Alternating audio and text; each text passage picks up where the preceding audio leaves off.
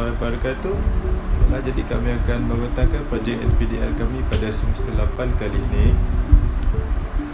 BID bagi projek ini adalah Profesionalisme Guru Menjana Kelestarian Global. Untuk BID ini dia terdiri daripada 4 subjek yang kami belajar pada semester 8 kali ini, iaitu subjek yang pertama SES 3163 Kimia Fizikal, subjek kedua PRKA 3042 Internship, subjek yang ketiga SCS 3173 Penyelidikan dalam Pendidikan iaitu kertas projek, dan subjek keempat EDUP 3083 Asas Kepimpinan dan Profesionalisme Guru. Baiklah, keempat subjek ini ia adalah merangkumi berdasarkan matlamat kelestarian global. Itu terdapat 17 matlamat kelestarian global ataupun SDG Sustainable Development Goals di bawah United Nations. Untuk BID ini kami menjalankan proses temu bual yang terdiri daripada 3 peringkat. Yang pertama, dengan penyediaan soalan temu bual, kami membina soalan berkaitan subjek kepimpinan. Kami membina soalan temu bual itu berdasarkan subjek EDUP 3083 iaitu Asas Kepimpinan dan Pembangunan Profesionalisme Guru, SCS 3163 Kimia Fizikal, dan PRKA 3042 Internship. Untuk peringkat yang seterusnya, kami laksanakan temu bual. Temu bual ini kami laksanakan ke atas guru pakar yang mempunyai pengalaman berkhidmat selama 10 tahun dan memegang beberapa jawatan di sekolah. Temu bual ini dirakam, lepas tu ditranskripkan. Setelah kami laksanakan temu bual tersebut, kami analisis temu bual ini berdasarkan kaedah yang telah dipelajari dalam subjek SCS 3173 iaitu penyelidikan dalam pendidikan. Temu bual ini dilakukan bagi mengukuhkan dapatan yang diperolehi melalui bacaan dan rujukan. Analisis dibuat dalam bentuk penyelidikan analisis kualitatif. Bagi analisis dapatan temu bual guru, temu bual terhadap guru semasa internship telah dianalisis, di mana bagi subjek asas kepimpinan dan kimia fizikal, sebuah temu bual secara berstruktur, tidak berstruktur ataupun separa berstruktur telah dilaksanakan terhadap guru-guru di sekolah.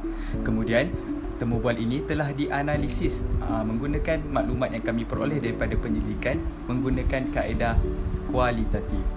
Daripada kimia fizikal pula, data dianalisis dengan melihat penggunaan kimia fizikal seperti elektrolisis.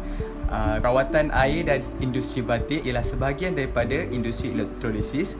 Dalam memastikan kelangsungan hidupan laut, rawatan air perlu dilakukan dan guru perlu memberikan penerangan dan maklumat mengenai penggunaan pelbagai kaedah kimia seperti elektrolisis dan kimia nuklear dalam memastikan aspek-aspek dalam SDG telah dicapai bagi menjamin kelestarian global. Itu ialah bagi subjek kimia fizikal. Bagi subjek asas kepimpinan pula, peranan pegawai pendidikan tingkatan PPP terhadap kelestarian global telah dianalisis, dan antara isi-isi yang telah diperoleh ialah PPP perlu menerapkan elemen kelestarian sewaktu melaksanakan project based learning. Yang kedua, PPP menerapkan kelestarian alam berdasarkan SDG seperti melaksanakan pertandingan pelbagai peringkat seperti bercerita STEM. Yang kedua, pertandingan inovasi yang bertemakan alam sekitar. Yang ketiga, analisis yang diperoleh terhadap peranan PPP ialah PPP mewujudkan rutin yang berkonsepkan kelestarian global seperti penjimatan elektrik dan air, penggunaan semula buku-buku terpakai sebagai buku nota dalam kalangan murid di sekolah rendah. Yang keempat, PPP boleh mengadakan aktiviti co-curricular berkonsepkan kelestarian global bagi memberi pengetahuan dan kesedaran mengenai alam sekitar dalam kalangan murid. Dan yang terakhir, PPP boleh menerapkan EMK alam sekitar semasa sesi PDP terhadap subjek sains yang topiknya berkaitan dengan alam sekitar. Seterusnya ialah isu-isu yang dihadapi oleh guru. Yang pertama ialah isu kekangan masa untuk melaksanakan program di mana guru-guru sudah terbeban terhadap silibus yang perlu dihabiskan. Yang kedua, guru menghadapi isu kekurangan dana untuk melaksanakan program di mana guru-guru perlu menyediakan hadiah dan sebagainya jika melaksanakan program. Yang ketiga, guru kekurangan sokongan daripada ibu bapa kerana ibu bapa sibuk terhadap kerja masing-masing dan tidak dapat memantau anak-anak semasa melaksanakan pertandingan di rumah.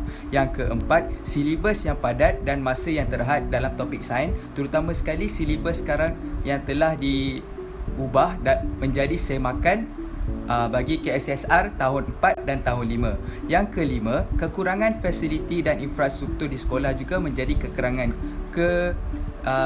menjadi isu yang dihadapi oleh guru. Dan yang terakhir, topik sukar diterapkan dalam IMK Alam Sekitar. Misalnya topik-topik sains yang melibatkan manusia dan haiwan sukar diterapkan elemen IMK berkenaan alam sekitar.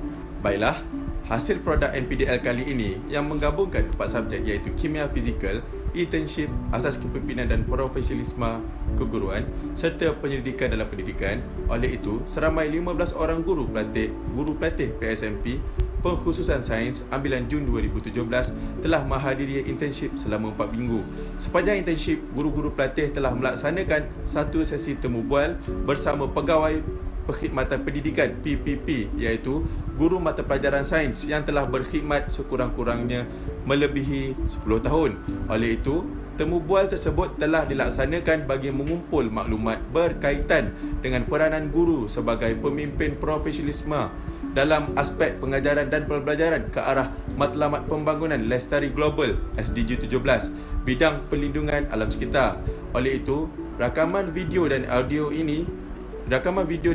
temu bual itu merupakan bukti-bukti yang perlu dikemukakan bagi menjawab soalan tugasan 2 Asas Kepimpinan dan Profesionalisme Keguruan EDUP 3083. Seterusnya, hasil temu bual itu, satu transkrip temu bual telah dibina dan telah dianalisis menggunakan kaedah kualitatif yang terkandung dalam subjek penyelidikan dalam pendidikan bagi menjawab tugasan 2 Asas Kepimpinan Profesionalisme Guru.